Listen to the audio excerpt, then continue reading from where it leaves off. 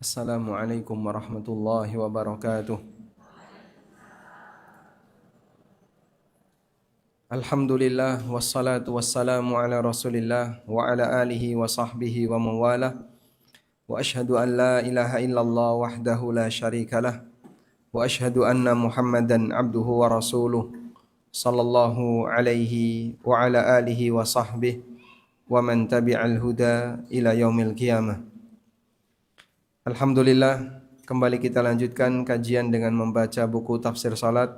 Insyaallah kita akan mempelajari tentang ta'awud. Silakan dibuka mulai halaman 101. Membaca ta'awud.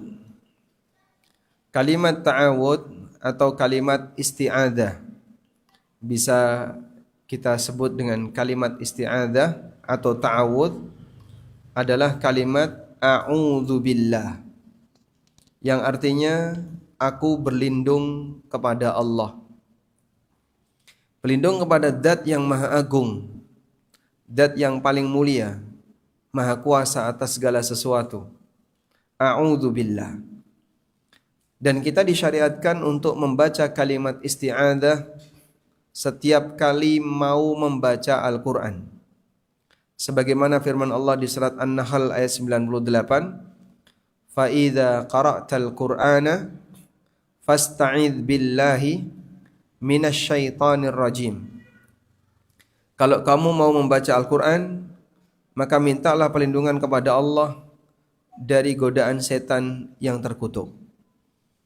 Dari sini kita bisa melihat bahwasanya Allah Subhanahu wa taala mengajarkan kepada hambanya agar ketika dia membaca Quran bisa lebih fokus dalam kondisi hati yang lebih bersih, sehingga kita bisa mendapatkan manfaat dari apa yang kita baca. Sebelum baca Quran, kita membaca A'udzu billahi minasyaitonir rajim. A'udzu billahi minasyaitonir rajim. Setiap kali mau mengawali baca Al-Quran. Sehingga berkaitan dengan bacaan sebelum bacaan Al-Quran. Bacaan sebelum membaca Quran. Bisa terlihat tampilannya? Belum. Bacaan sebelum membaca Al-Quran. Terlihat enggak? Baik. Yang pertama, baca ta'awudz. Ini dibaca setiap hendak membaca Al-Quran. Dari surat apapun, dimulai di surat apapun, di ayat berapapun. Setiap kali mau baca Quran, baca a'udzu billahi minasyaitonir rajim. Yang kedua adalah basmalah. Untuk bacaan basmalah dianjurkan dibaca jika membaca Quran dari awal surat. Jika membaca Al-Quran dari awal surat. Kecuali surat apa? Kecuali surat At-Taubah. Untuk surat At-Taubah, khusus surat At-Taubah, maka dianjurkan tidak membaca ta'awud. Baik. Dan saat kita membaca ta'awud, a'udzu billah, intinya ini. Kita berlindung kepada Allah. A'udzu billah. Min, dari. Min ini bisa apapun. Misalnya kalau Anda mendengar satu berita yang buruk, lalu Anda mengucapkan a'udzubillah, aku berlindung kepada Allah. Maksudnya adalah berlindung kepada Allah dari musibah yang buruk itu. Jangan sampai menimpaku atau keluargaku. Atau Anda mendengar sebuah peristiwa yang menakutkan, atau membaca cerita tentang sesuatu yang menakutkan, baca tentang neraka atau tentang orang yang dihukum oleh Allah, lalu kita mengucapkan a'udzubillah, aku berlindung kepada Allah. Kita berlindung kepada Zat yang Maha Agung dari segala sesuatu yang buruk bagi kita. Di zaman Nabi SAW, pernah satu ketika Rasulullah sallallahu alaihi wasallam menikahi seorang wanita. Saat beliau ketemu dengan wanita itu, si wanita ini mengucapkan kalimat a'udzubillahi minka, aku berlindung kepada Allah darimu.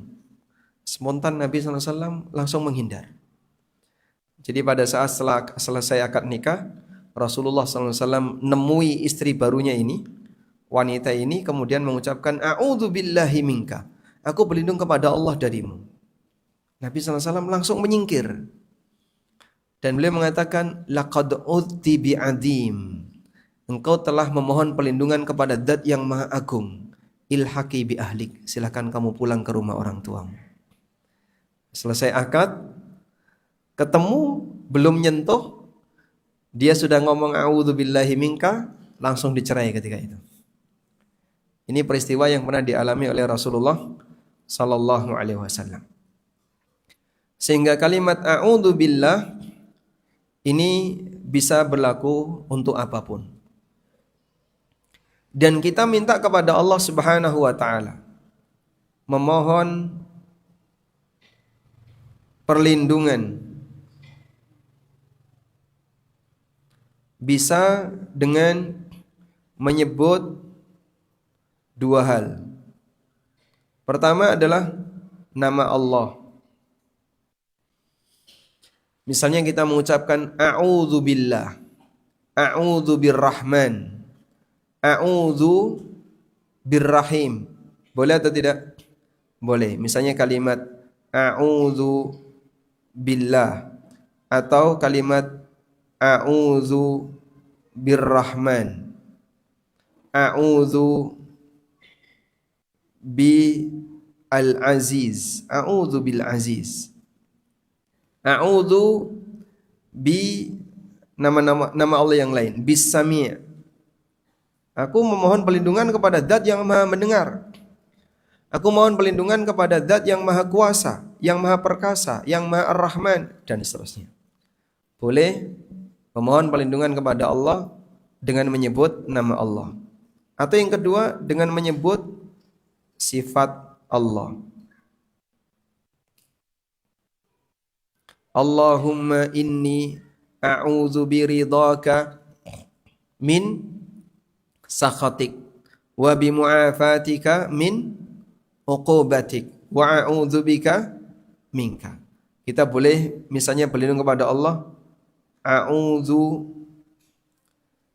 biridha, Allahumma inni a'udzu biridhaka min sakhatik wa a'udzu bimu'afatika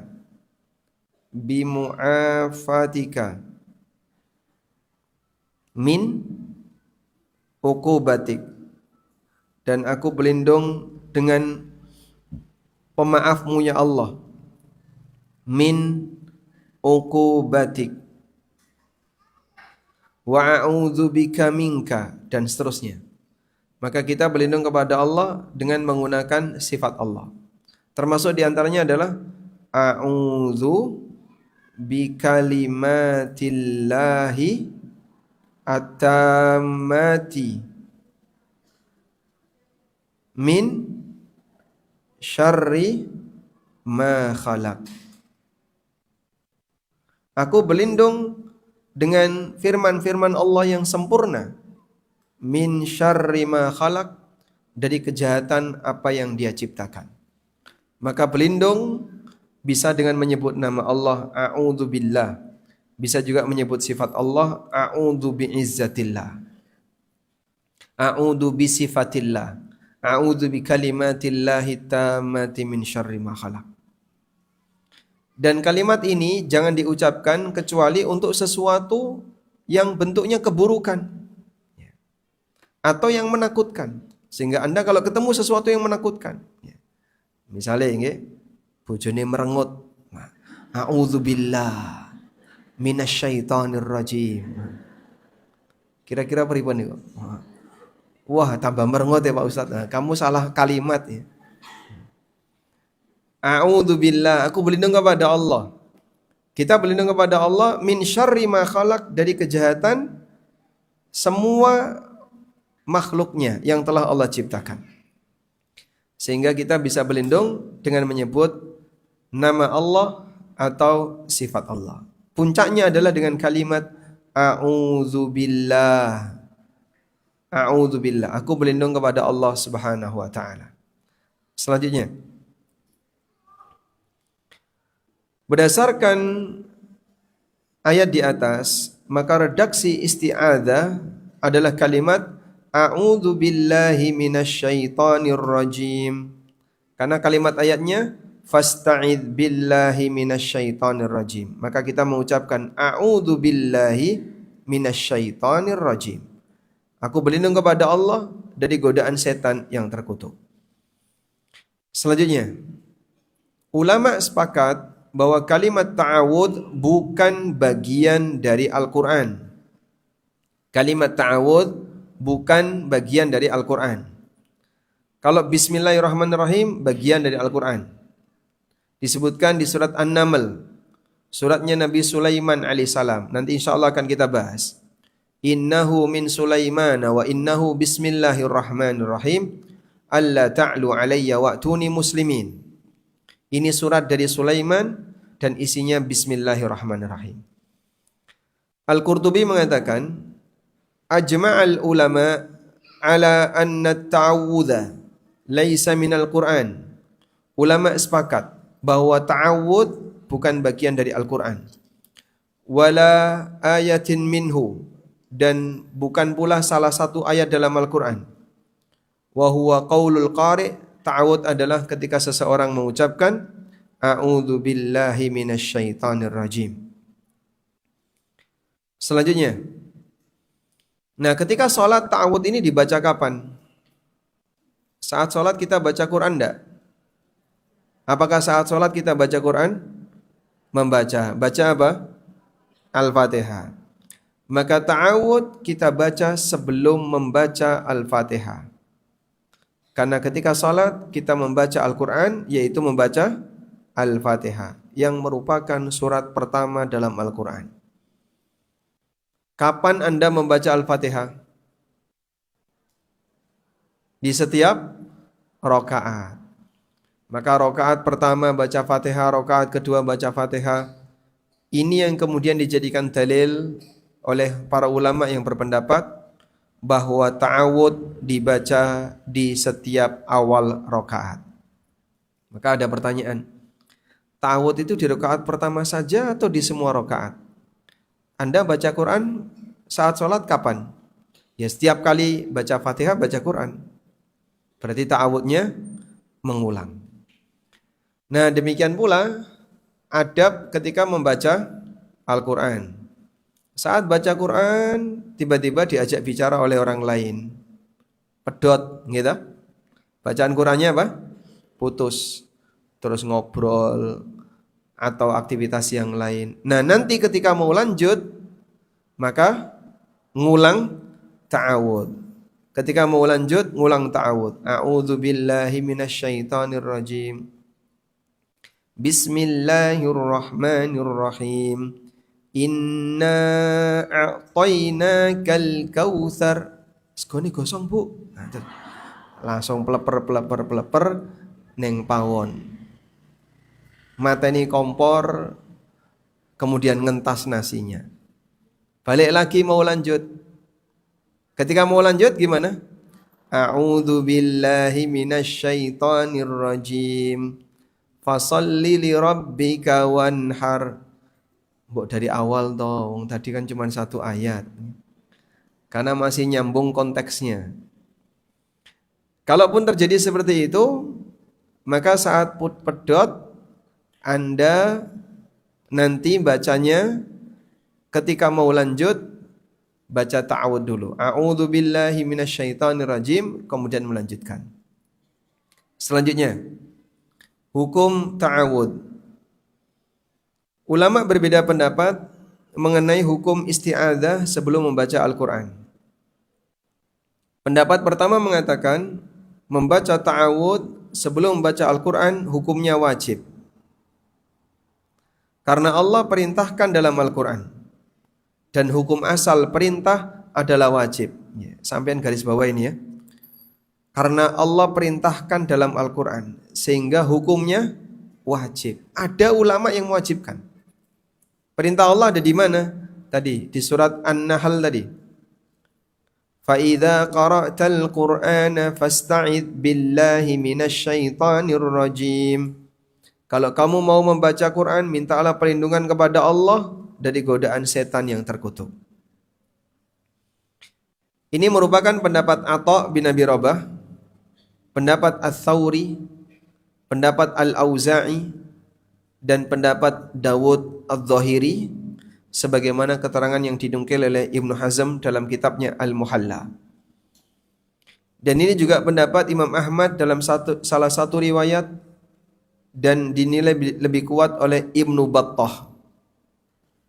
Dan di antara ulama belakangan yang sependapat dengan ini adalah Imam Al-Albani rahimahumullahul jami'. Semoga Allah merahmati mereka semua.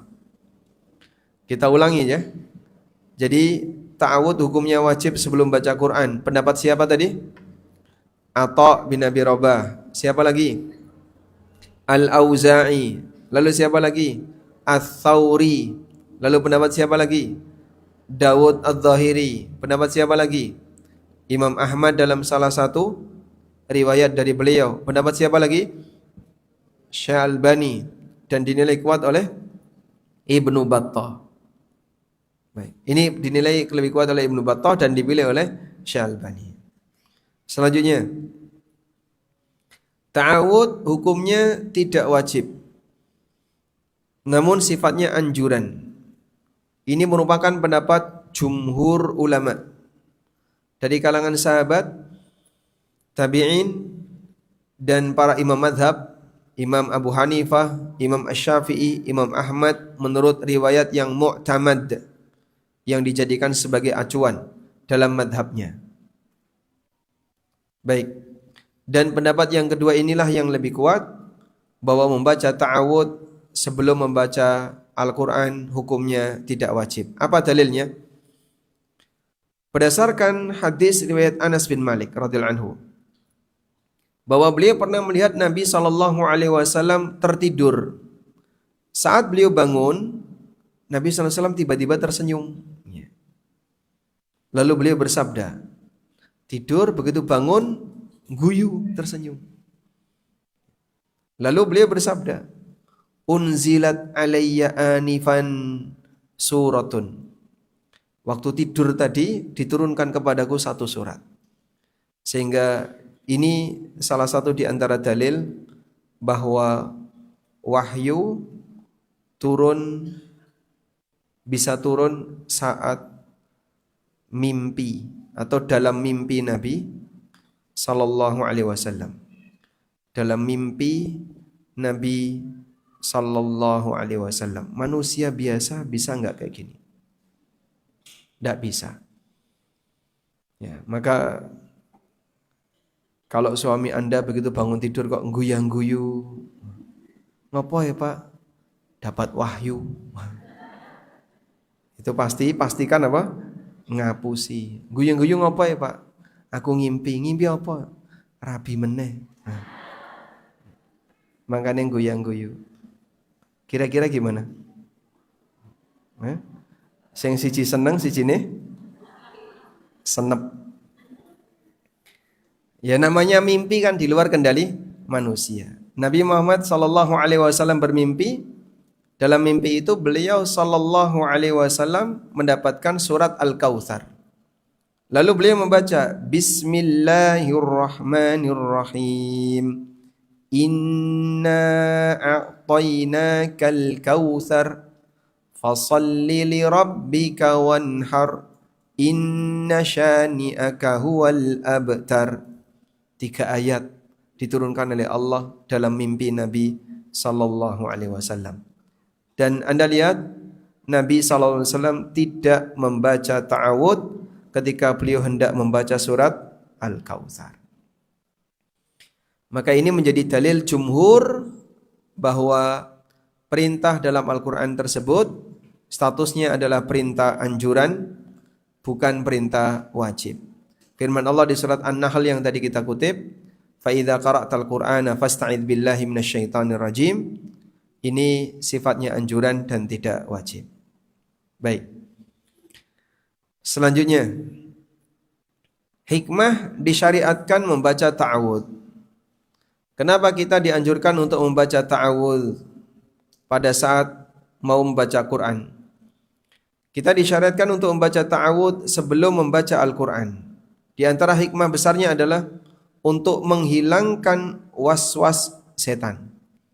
Agar orang yang membaca Al-Quran bisa fokus melakukan tadabbur dengan apa yang dia baca. Fokus melakukan tadabbur dengan apa yang dia baca. Maka biar dia tidak terganggu. Karena itu kami sarankan, jika baca Al-Quran yang fokus.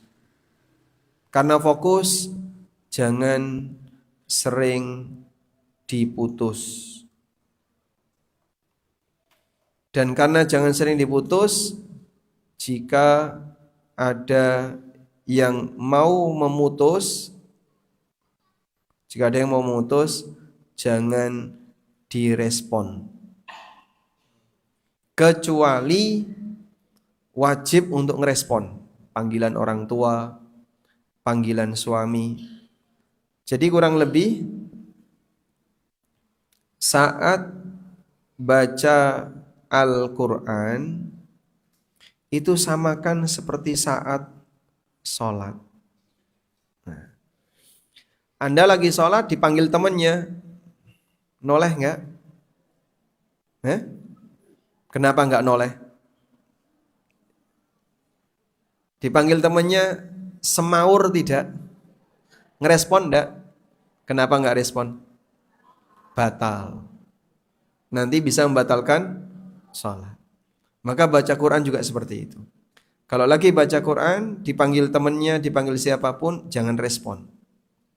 Karena nanti batal bacaannya. Lo kan bisa diulang lagi. Iya, tapi kesering putus ini tidak sopan terhadap Al-Quran. Kecuali kalau yang memanggil adalah orang yang wajib untuk ditaati, misalnya panggilan orang tua atau panggilan suami. Nah, yang manggil juga harus menyadari si A itu lagi baca Quran, ya jangan kamu panggil.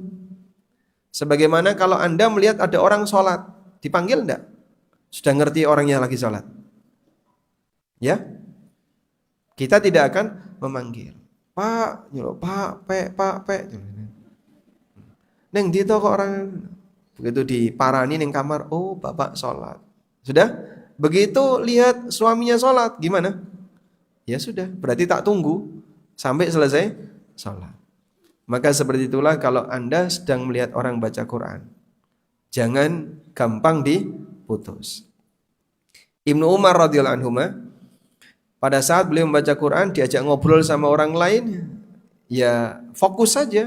Yang ngobrol gak digubris sampai selesai titik tertentu yang kira-kira sudah satu paket tema bacaan, baru merespon. Misalnya cerita tentang Nabi Musa sudah selesai, baru respon. Cerita tentang Nabi Yusuf selesai, baru respon. Atau satu surat selesai, baru merespon. Itulah adab agar kita menghargai bacaan Al-Quran.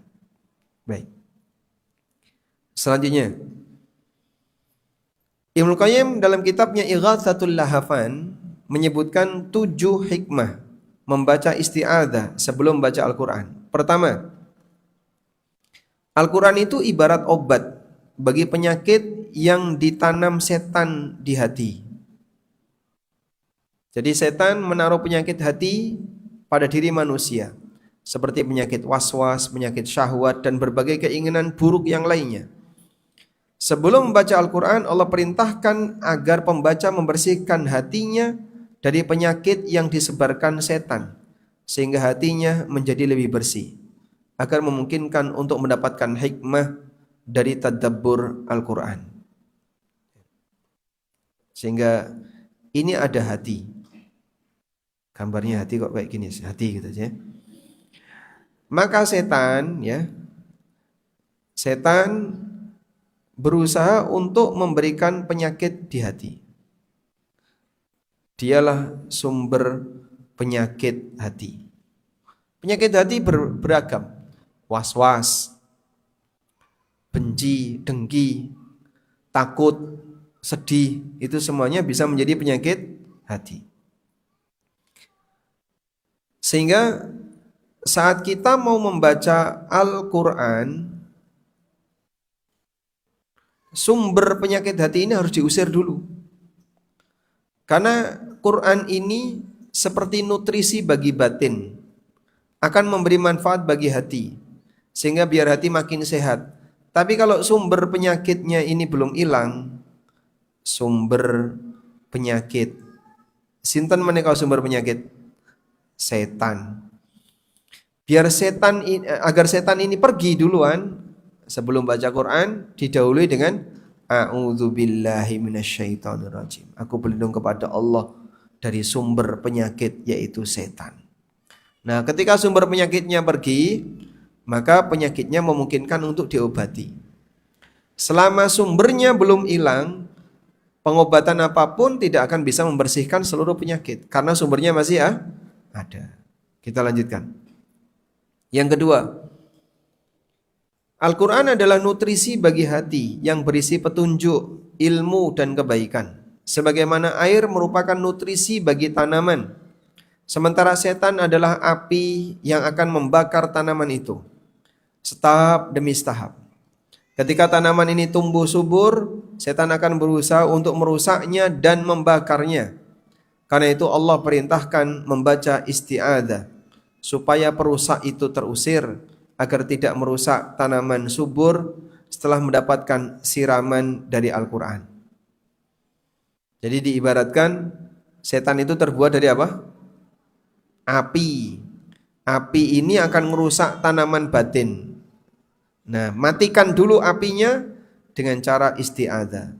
Yang ketiga, bahwa malaikat mendekat ke orang yang membaca Al-Quran dan menyimak dengan baik bacaannya, sebagaimana dinyatakan dalam hadis dari Usaid bin Khudair radhiyallahu anhu, bahwa ketika beliau membaca Al-Quran, beliau melihat awan tengahnya ada lampu-lampu terbang ke atas. Nabi SAW memberitahu kalau itu adalah malaikat. Jadi ceritanya, Usaid ini membaca surat Al-Kahfi.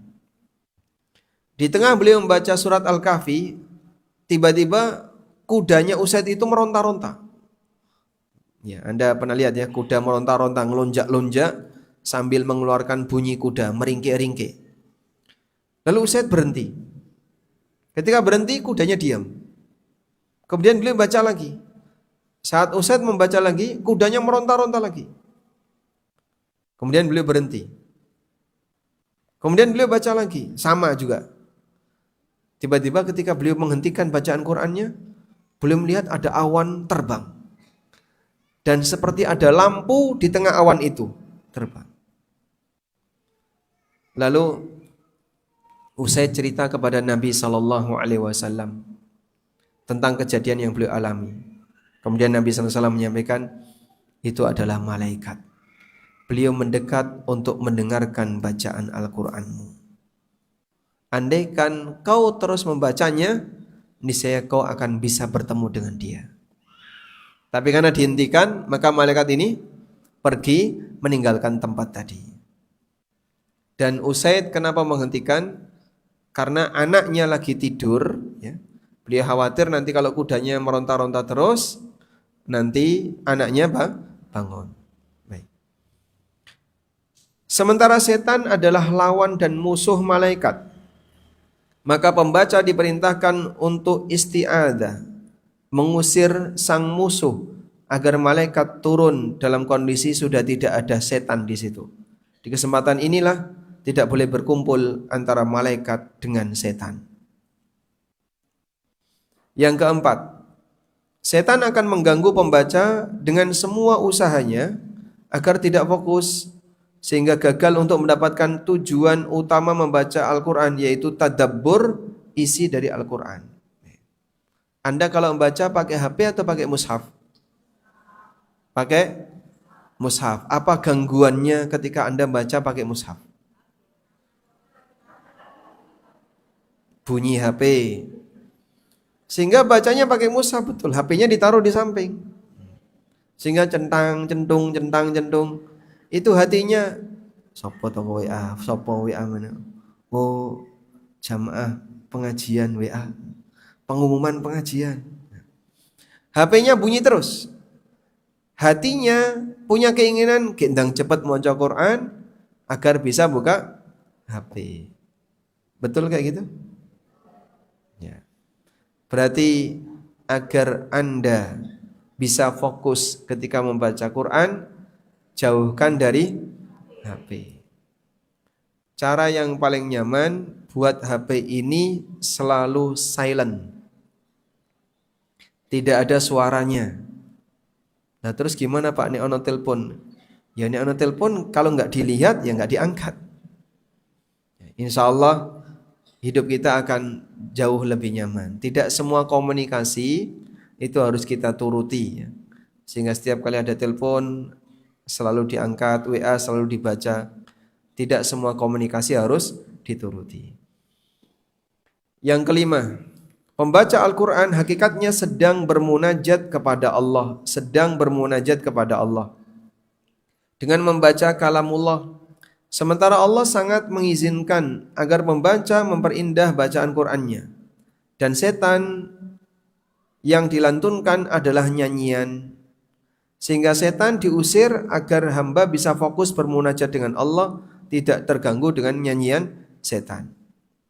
Allah Ta'ala menyebutkan, وَمَا أَرْسَلْنَا مِنْ قَبْلِكَ مِنْ رَسُولٍ وَلَا نَبِيٍّ إِلَّا إِذَا تَمَنَّى أَلْقَى الشَّيْطَانُ فِي أُمْنِيَّتِهِ. Kami tidaklah mengutus sebelum kamu seorang rasul maupun nabi, melainkan ketika dia membaca wahyu, setan pun berusaha untuk memberikan godaan terhadap apa yang dia baca. Fayansakhullahu ma yulki syaitan, thumma yuhkimullahu ayatihi. Lalu Allah Subhanahu wa taala menghilangkan apa yang dimasukkan oleh setan itu, dan Allah kuatkan ayatnya.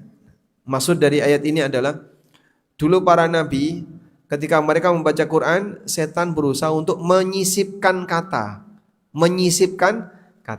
biar nanti Qurannya kecampur dengan kalimat yang lain yang bukan firman Allah, tapi dijaga oleh Allah. Karena apa yang keluar dari nabi ini nanti akan ditiru oleh seluruh umat manusia. Maka setan berusaha untuk mengganggu ini. Bagaimana caranya saat nabi itu bicara, membaca Quran, tiba-tiba ada sisipan kata di situ. Alqasyaitanu fi umniyati. Setan menanamkan pada bacaan nabi tadi sisipan kata. Fayansakhullah. Lalu Allah Ta'ala menghapusnya. Allah menghapusnya. Sehingga tidak ada di situ. Dijaga oleh Allah Subhanahu wa Ta'ala. Jika seperti ini kondisi para nabi, maka kita juga begitu. Dan setidaknya adalah saat kita baca Quran, pikiran melayang kemana-mana, apa yang kita baca jadi tidak membekas makna. Gandeng ya orang ngerti ya Pak Ustaz. Sing diwaca iki artine apa tidak paham. Punya Quran terjemah enggak? Punya. Maka disarankan selesai baca satu ayat, baca terjemahan. Baca satu ayat lagi, baca terjemahan. Sehingga putusnya karena membaca terjemahan ini dalam rangka untuk angen-angen maknane Quran. Itulah yang disebut dengan tadabbur Al-Quran. Yang ketujuh, setan sangat bersemangat untuk meninggalkan rencana amal baik hamba agar tidak dapat pahala, termasuk ketika hendak membaca Quran. Sehingga saat baca Quran, a'udzu billahi minasyaitonir rajim, merem. Ge tawut wis merem. Wonten mboten ngeten? Hah? Dia gagal rencananya untuk baca Al-Quran. Jadi dia tidur sebelum membaca satu ayat pun dalam Al-Quran.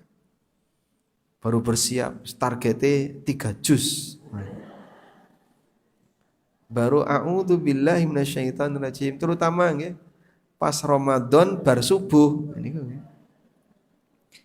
Sehingga baru a'udzu billah, bismillahirrahmanirrahim. Alif lam mim. Iku ratekan alif lam mim tuh. Karena wis merem. Maka bersungguh-sungguhlah meminta perlindungan kepada Allah dari godaan setan, karena setan menghalangi orang untuk membaca Al-Quran. Padahal dia sudah merencanakan, insya Allah bar subuh ini 3 juz. 3 juz apa? Ki alif lam mim mesti tidur. Baik. Walhamdulillah. Selanjutnya, ini pertanyaan yang tadi. Apakah ta'awud dalam sholat dibaca di setiap rakaat ataukah dibaca hanya di rakaat pertama saja? Ulama berbeda pendapat dalam masalah ini. Pendapat pertama, isti'adzah hanya dilakukan di rakaat pertama saja. Ini merupakan pendapat jumhur ulama. Ini pendapat mayoritas. Pendapat kedua mengatakan isti'adzah dilakukan di setiap rakaat. Ini merupakan pendapat Hasan Al-Basri, Atha bin Abi Rabah, Ibrahim An-Nakhai, dan pendapat dalam mazhab Syafi'iyah. Selanjutnya, dari dua pendapat ini yang benar yang mana? Pada firman Allah di surat An-Nahr ayat 98, fa idza qara'tal Qur'ana fasta'idz billah. Kalau kau baca Quran, mintalah perlindungan kepada Allah. Disebutkan bahwa Allah perintahkan untuk membaca ta'awud setiap hendak membaca Al-Quran. Dan setiap rakaat kita membaca Al-Quran, yaitu Al-Fatihah. Maka kita membaca ta'awud setiap rakaat. Itulah pendapat yang lebih kuat. Sehingga rakaat pertama baca ta'awud, rakaat kedua baca ta'awud, dan demikian seterusnya. Kecuali, ini saran ya, kalau Anda sholat sir, sholat apa? Sir, imamnya cepat. Aku baru dapat iya kana butuh iya kana stain, Allahu Akbar, imamnya wes ruku. Pernah dapat kayak gitu? Nah, saya tadi baru dapat ihdinas siratal mustaqim, imamnya sudah ruku, sehingga gak lengkap. Maka untuk rakaat berikutnya, karena sudah tahu imamnya ini track recordnya cepat ini, karena sudah tahu imamnya ini cepat, maka begitu rakaat berikutnya langsung Anda baca bismillahirrahmanirrahim, alhamdulillahirabbil alamin, arrahmanirrahim, ngejar agar nanti bisa komplit baca Fatihah, meninggalkan bagian ta'awud agar Fatihahnya bisa utuh. Nah, itu teknis dalam rangka mengimbangi imam yang bacaan Fatihahnya cepat. Wallahu a'lam. Selanjutnya, redaksi ta'awud. Ada beberapa redaksi ta'awud. Redaksi yang pertama, a'udzu billahi minasyaitonir rajim. Insyaallah semua sudah hafal. Redaksi yang kedua, a'udzu billahi minasyaitonir rajim min hamzihi wa nafthihi wa nafthihi. Baik. Kemarin saya ngajar seperti ini di masjid, saya minta mengulang 10 kali. Insyaallah hafal ya. Coba. Min hamzihi wa nafthihi wa nafkhi pakai kha ya, wa nafkhihi wa nafthihi pakai sa. Nah, wangel ya. Bagi yang tidak terbiasa, kok rada angel ya, Pak. Min hamzihi wa nafthihi wa nafthi. Min hamzihi wa nafthihi wa nafthi. Min hamzihi wa nafthihi wa nafthi. Monggo simbai diulang, Mbah. A'udzu billahi minasyaitonir rajim. Min wa nafthihi wa nafsihi. Baik, diulangi lagi. A'udzu billahi minasyaitonir rajim. Min hamzihi wa nafthihi wa nafsihi. Ulangi.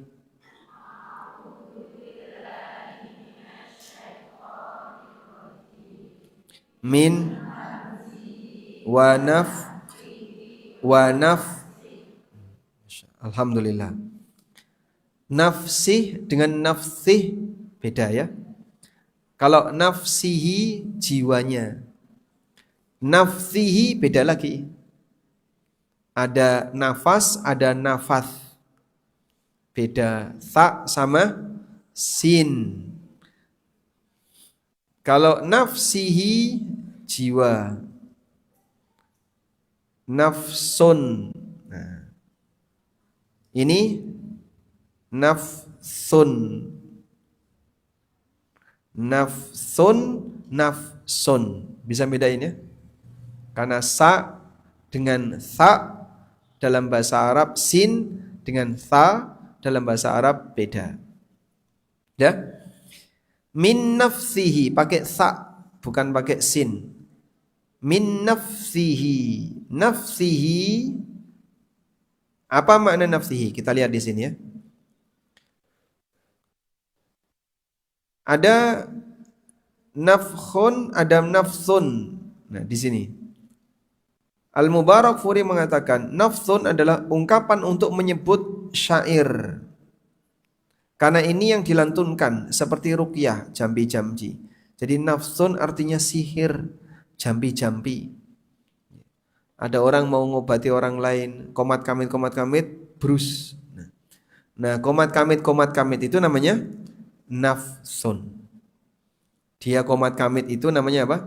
Nafsun. Setan itu komat kamit untuk mempengaruhi manusia. Baik, redaksi yang ketiga, insya Allah lebih gampang. Tambahannya as-sami al-alim. Tambahannya apa? As-sami al-alim.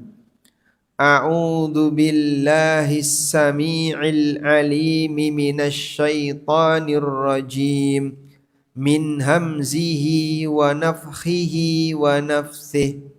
Diulang. A'udzu billahis sami'il alim minasy syaithanir rajim. Min hamzihi wa nafthihi wa nafsihi. Ulangi lagi. A'udzu billahi A'udzu billahis sami'il alim minasy syaithanir rajim. Min hamzihi wa nafthihi wa nafsihi. Sudah? Sekarang kita baca tafsirnya. A'udzu billah. Aku berlindung kepada Allah. Di sini terdapat pengakuan hamba terhadap kelemahan dirinya dan keyakinan tentang kuasa Allah. Dialah satu-satunya yang mampu menolak segala gangguan dan keburukan yang mengancam hamba. Maka sang hamba dengan kelemahannya berlindung kepada Zat yang maha kuasa atas segalanya. As-Sami'il Alim, yang maha mendengar lagi maha mengetahui. Mengapa dua nama ini yang disebutkan? Kita tidak berlindung kepada Allah, A'udzu billahir rahmanir rahim minasyaitonir rajim. Tapi kita berlindung A'udzu billahis samiil alim. Disebutkan dua nama ini karena sangat sesuai dengan keadaan. Maha mendengar artinya adalah kita memohon kepada Allah yang mendengar permohonan hamba yang sedang memohon perlindungan kepadanya. Dan yang kedua adalah mendengar semua suara termasuk bisikan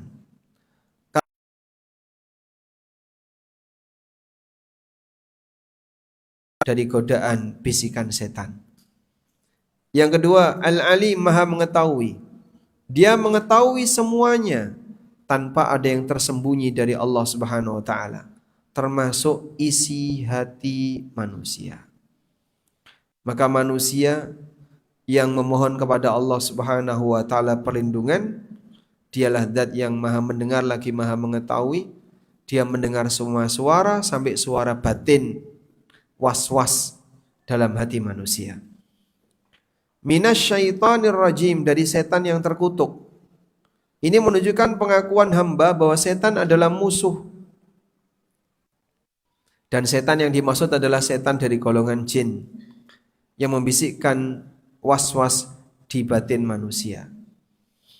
Setan itu secara makna bahasa artinya jauh. Bi'rus syutun, sumur yang jauh, maksudnya sumur yang dalam. Kenapa setan disebut setan? Karena dia jauh dari rahmat Allah. Setan disifati dengan rajim. Rajim artinya yang terkutuk, dari kata rajam, melempar dengan batu. Melempar dengan batu untuk tujuan mematikan, seperti merajam orang yang berzina, yang telah menikah. Terkadang bertujuan untuk mengusir. Setan disifati dengan ar-rajim untuk makna yang kedua, yaitu dia makhluk yang diusir. Aku berlindung kepada Allah dari setan yang terusir. Karena setan diusir dari surga dan diusir dari rahmat Allah Subhanahu wa taala. Baik, saya ulangi ya. Rajim maknanya apa? Ar-rajim tadi maknanya apa? Yang dirajam. Tujuan rajam. Tujuan rajam. Tujuan rajam ada berapa? Ada dua. Pertama, untuk mematikan. Yang kedua, mengusir. Allah Ta'ala berfirman, وَلَقَدْ زَيَّنَّا السَّمَاءَ الدُّنْيَا بِمَصَابِيحَ وَجَعَلْنَاهَا رُجُومًا لِلشَّيَاطِينَ. رُجُومًا لِلشَّيَاطِينَ. Allah jadikan bintang itu rujuman lisyayatin, alat untuk mengusir setan. Setan di mana yang diusir? Yang nongkrong di langit, diusir oleh Allah dengan dilempari bintang. Maka merajam di sini bisa maksudnya adalah untuk mengusir. Sehingga setan disifati rajim, artinya yang diusir. Setan disifati rajim karena dia marjum, karena dia diusir. Diusir dari apa? Dari surga dan dari rahmat Allah Subhanahu wa taala. Baik. Kita selesaikan. Min hamzihi wa nafkhihi wa nafthi. Ada tiga kata di sini. Hamzun, nafkhun, nafthun. Al-Mubarakfuri dalam penjelasan Sunan At-Tirmidzi mengatakan, min hamzihi bimakna waswasatihi. Hamzun artinya waswas.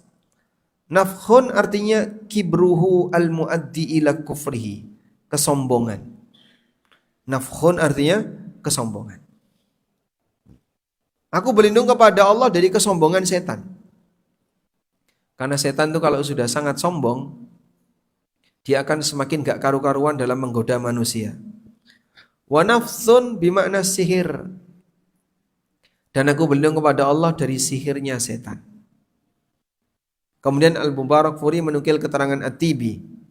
An-nafhu ungkapan untuk menyebut kesombongan, karena setan meniupkan was-was sehingga merasa besar di hadapannya dan menghina manusia. Maka dia menggoda plus menghina. Menggoda plus menghina. Kita berlindung kepada Allah min nafkhis syaitan, dari hinaan setan yang sombong di hadapan manusia. Wa nafsihi ungkapan untuk menyebut syair, karena ini yang dilantunkan oleh tukang ruqyah. Apa tadi maknanya? Nafsun dremimil, komat kamit. Sehingga orang terkadang mejeti sambil komat kamit terus meludah, sembur. Nah, itu namanya apa? Nafsun. Maka nafsun itu semburan ketika ngeruqyah, kadang bercampur dengan ludah. Nah, setan ternyata menggoda manusia dengan cara. Wallahu ta'ala alam. Walhamdulillahirabbil alamin.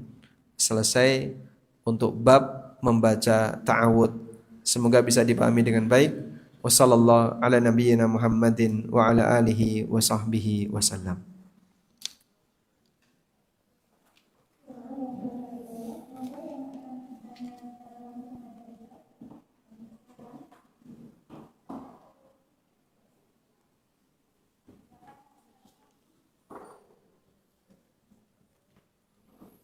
Baik, ini ada pertanyaan lewat kertas ya.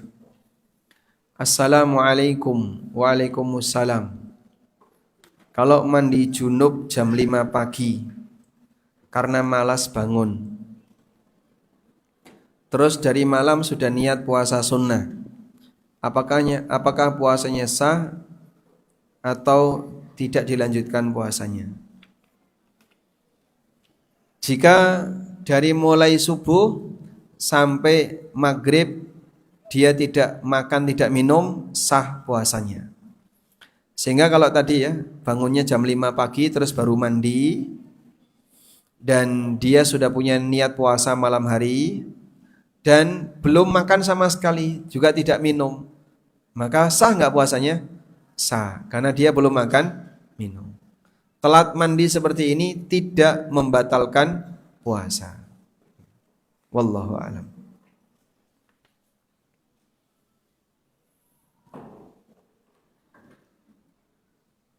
Assalamualaikum. Waalaikumsalam. Kita harus ikhlas menerima takdir Allah. Bagaimana bila takdir itu kita punya utang ke seseorang, kita ingin melunasinya tapi belum mampu? Apakah ini termasuk kita zalim pada orang tersebut? Kalau Anda tidak mampu sehingga Anda tertunda untuk melunasi, ulama sepakat tidak zalim. Bahkan Al-Quran memberikan pembelaan. Fa in kana dzu usratin fanadhiratun ila maisarah. Kalau yang berutang itu dalam kondisi kesulitan, berikan waktu tunda untuk pembayaran sampai mudah baginya bisa bayar. Sehingga Allah wajibkan bagi orang yang punya piutang dari orang lain, ternyata orang itu kesulitan untuk bayar, Allah perintahkan berikan waktu tunda sampai dia bisa bayar. Sehingga Anda tidak dolim. Yang dolim itu nek wis duwe tapi ra gelem bayar. Nabi SAW bersabda, matlul ghaniyyi zulmun. Penundaan pembayaran utang yang dilakukan oleh orang yang mampu hukumnya dolim. Assalamualaikum. Waalaikumsalam. Anak saya umur 8 tahunan. Ketika disuruh sholat, kadang harus dengan suara tinggi baru berangkat sholat. Untuk anak umur segitu, anak tidak sholat apakah dibiarkan saja atau tetap disuruh untuk sholat meskipun belum wajib? Ya harus disuruh. Karena itu perintah Nabi SAW. Yang diperintahkan orang tuanya, muru auladakum bis salati wa huwa ibnu sab'in. Perintahkan anakmu untuk salat ketika dia di usia 7 tahun. Maka saat sudah usia 7 tahun ke atas, orang tua harus memerintahkan anaknya salat. Wah, nek wis merintah salat isine mau berantem karo anak. Enggak apa-apa, ya. Anda pernah enggak berantem sama anak? Sering padu dhisik karo anake, karo bayine padu. Jadi mumpung sekarang Anda bisa menguasai, karena nanti dia yang akan menguasai jika tidak dididik oleh orang tuanya. Maka berusahalah untuk sabar. Mungkin orang tua tidak ada keinginan untuk berantem dengan anaknya, tapi bagaimana lagi ketika anaknya berusaha untuk melawan saat dia diajak melakukan kebaikan.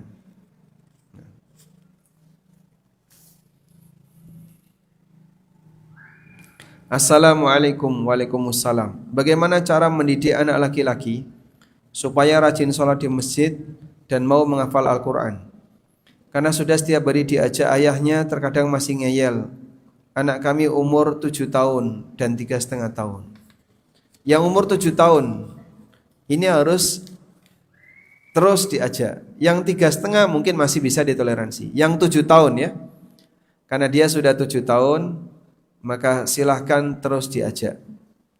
Ya walaupun tidak sampai dipukul ketika dia menolak, tapi ajakan boleh. Boleh enggak dengan suara keras? Ya? Boleh atau tidak? Suara keras selama bukan membentak tidak masalah. Tapi kalau membentak beda lagi. Jadi cukup suara keras tapi tidak sampai pada intonasi mendesak.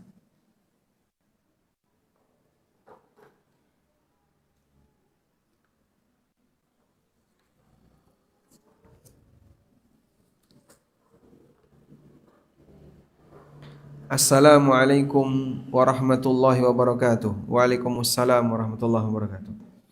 Apakah sholat hajat itu disunnahkan? Jika iya, kapan boleh dilakukan? Coba kita lihat ini ya, tentang hadis sholat hajat.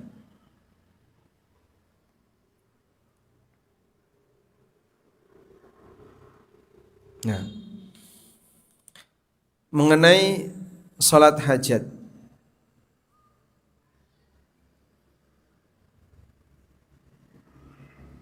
ini disebutkan dalam hadis riwayat At-Tirmidzi dan Ibnu Majah. Kita bacakan di sini ya. Dari Abdullah bin Abi Aufa, Rasulullah sallallahu alaihi wasallam pernah bersabda, "Man kanat lahu ilallahi haja." Siapa yang punya hajat yang mau dia utarakan kepada Allah, au ila ahadin min bani Adam, atau hajat yang mau dia sampaikan kepada manusia, falyatawadda wal yuhsinil wudu, lakukanlah wudu dengan sempurna, summa liyusalli rak'atain, dan lakukanlah salat 2 rakaat, summa liyuthni 'ala Allahi wal yusalli 'ala nabi, kemudian pujilah nama Allah dan baca salawat untuk Nabi sallallahu alaihi wasallam, summa liyaqul, kemudian baca doa berikut ini. Namun hadis ini kata Syekh Albani dhaifun jiddan, lemah sekali. Hanya saja terdapat dalam beberapa hadis yang lain, Nabi SAW kalau lagi butuh, lagi sangat butuh kepada pertolongan Allah, beliau salat. Sebagaimana keterangan dari Hudzaifah ibn Yaman, beliau mengatakan, "Kana Nabiyyu sallallahu alaihi wasallam idza hazabahu amrun shalla." Nabi sallallahu alaihi wasallam kalau mengalami masalah serius, beliau salat. Dan hadis ini statusnya hasan, riwayat Abu Dawud dan yang lainnya. Berdasarkan hadis ini, maka ulama sepakat salat hajat dianjurkan.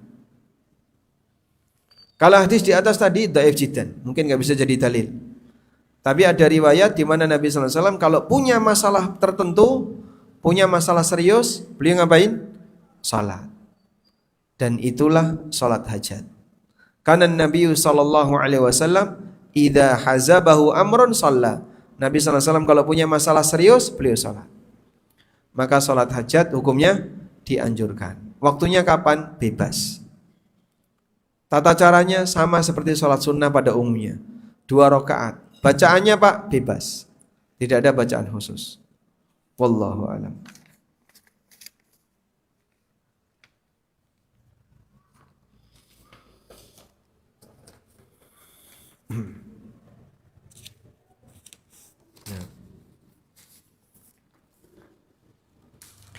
Assalamualaikum, waalaikumsalam. Kalau kita sedang membaca Al-Quran, ada yang memberi salam, apakah langsung kita jawab atau menunggu sampai selesai ayat? Tunggu sampai selesai ayat jika tidak terlalu panjang, sehingga misalnya tinggal wa kanallahu ghafurur rahima, baru jawab waalaikumsalam. Menunda menjawab salam asal tidak terlalu jauh, boleh atau tidak? Boleh. Sehingga saat Anda pas di tengah-tengah ayat, selesaikan dulu jika tidak terlalu panjang.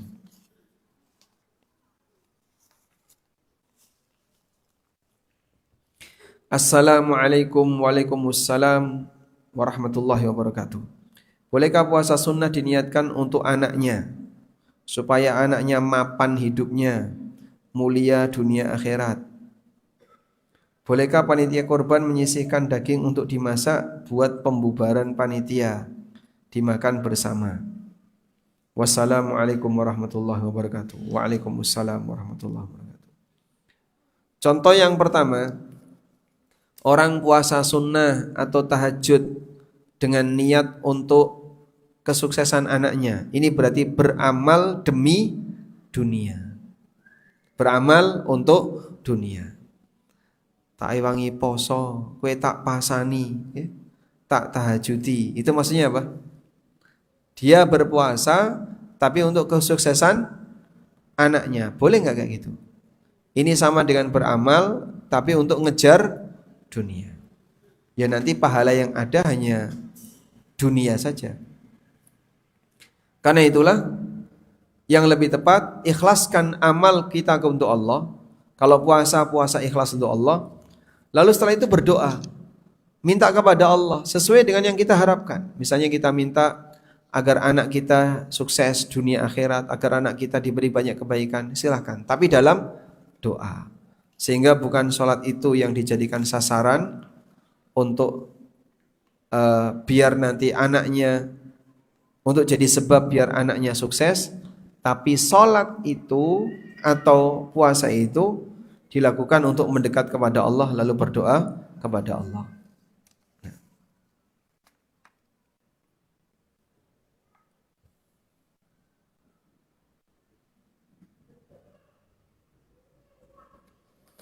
Assalamualaikum, waalaikumsalam. Ini pertanyaan di luar tema ya. Saya seorang istri. Tiba-tiba saya dikembalikan ke orang tua saya tanpa alasan yang jelas oleh suami saya.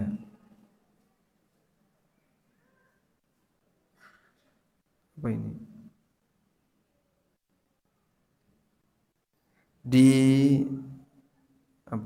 treatment, habis itu suami juga sudah mengajukan gugatan ke pengadilan agama. Tapi sama pengadilan ditolak semua gugatannya, karena semua gugatan itu terbukti tidak benar menurut agama. Apakah kami masih suami istri atau sudah tidak semenjak saya dikembalikan ke orang tua? Ketika seorang suami mengembalikan istrinya ke orang tua, maka melihat niatnya. Apa niatmu? Menceraikan kamu. Nah, ketika niatnya menceraikan istrinya, sah sebagai cerai. Dan selanjutnya nanti nunggu masa iddah. Berapa lama? Jika masih produktif, maka masa iddahnya 3 kali haid. Tapi kalau sudah tidak haid, maka masa iddahnya 3 bulan. Dan jika dalam hal ini suami tidak punya niat, waktu kemarin mengembalikan ke orang tua gak ngomong cerai, tidak punya niat, mau diurus dulu ke pengadilan, dan ternyata pengadilan menolak, maka apakah sah sebagai cerai? Jawabannya belum, masih suami istri. Namun dalam hal ini istri berhak untuk minta kejelasan, apakah saya diceraikan ataukah tidak, agar suami bisa mengambil keputusan antara cerai atau tidak. Karena kemarin kan baru dikembalikan, belum ngomong cerai.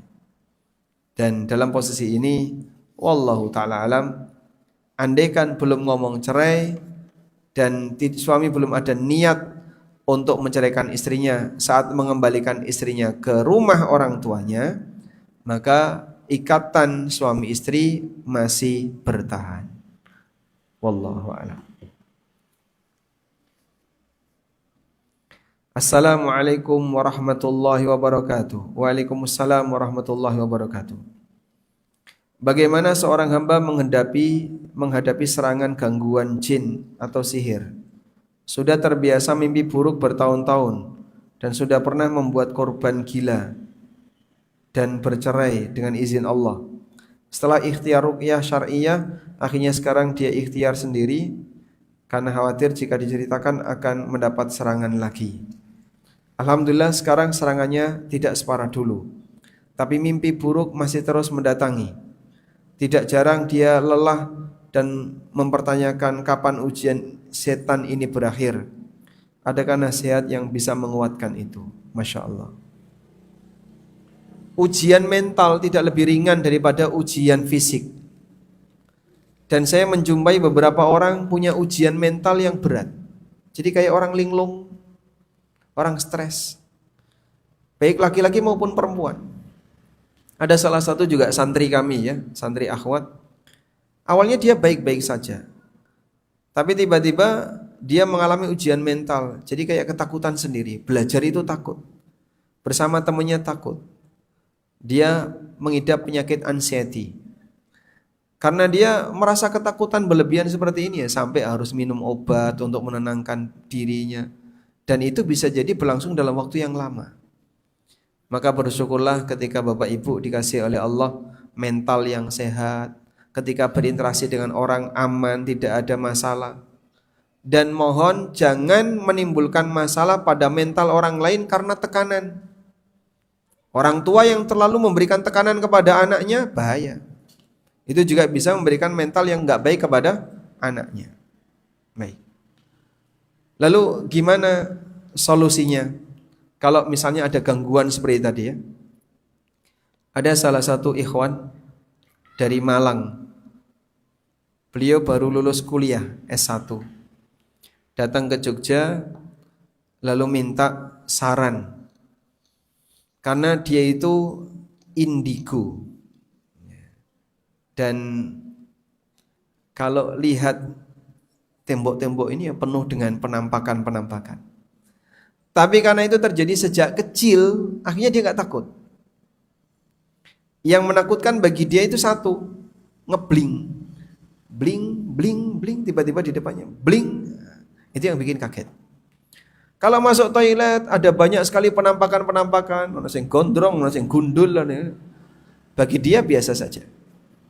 Sudah gak takut, karena saking seringnya. Sehingga dia pengen solusi gimana? Terus saya kasih tahu zikir pagi petang. Sudah Pak Ustaz, sudah lama itu saya lakukan. Kau belajar tauhid, tanamkan tawakal. Sudah, saya sudah belajar tauhid, sudah kenal sunnah sudah lama.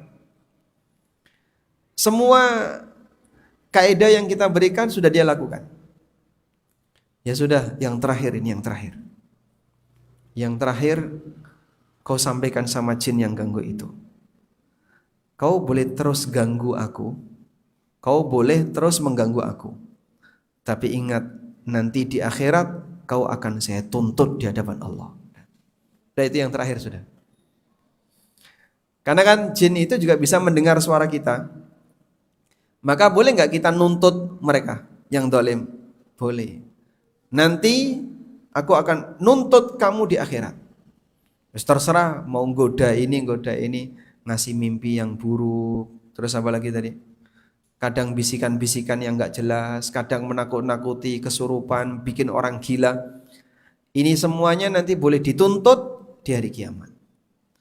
Nah, jinnya kalau enggak punya amal soleh, ya dosa kita bisa dilemparkan ke jin itu. Ini ya Allah dulu jin yang ganggu saya waktu di dunia. Dan dia mengganggu saya sampai bikin gila salah satu anggota keluarga saya. Sampai bikin stres, tekanan batin. Saya nuntut di akhirat. Maka dosa kita bisa jadi akan dilemparkan kepada jin itu. Sehingga nanti jin ini akan nanggung dosa orang yang dizalimi. Rungokno jin ya. Masya Allah. Loh, bisa jadi kan jin melu ngrungokno. Karena jin dia juga mendapatkan nasihat dari manusia. Dan kalau mereka tidak sejalan dengan aturan syariat Allah, nanti mereka akan berdosa mendapatkan hukuman sebagaimana manusia. Karena jin itu beragam. Ono sing apik, sebagaimana manusia ada yang baik. Ada jin yang iseng suka ganggu, jin preman ya, yang dia suka ganggu manusia. Maka siapapun itu nanti akan mempertanggungjawabkan amalnya. Wallahu a'lam. Assalamualaikum WRWB. Waalaikumsalam warahmatullahi wabarakatuh. Saya menggantikan posisi haji ayah saya yang telah meninggal dengan keberangkatan insyaallah 2028. Namun kondisi saat ini di mana saya tidak bekerja dan penghasilan suami hanya cukup untuk makan dan pendidikan anak. Saya belum bisa menyisihkan menabung keberangkatan haji. Jika saya berencana mencarikan dana haji tersebut, saya gunakan untuk melunasi utang dan mengurus sertifikat rumah warisan ayah. Apakah itu keputusan yang tepat? Mengingat jika dipaksakan berangkat haji, kemungkinan berutang dan suami keberatan. Kemudian anak saya juga masih kecil, belum bisa ditinggal. Baik. Intinya dana itu jadi warisan dan itu menjadi hak ahli waris. Ada dua pilihan. Satu, Anda gunakan untuk berangkat. Dua, biarkan saja sehingga Anda tertunda. Ya? Untuk ketiga yaitu ditarik, kami tidak sarankan.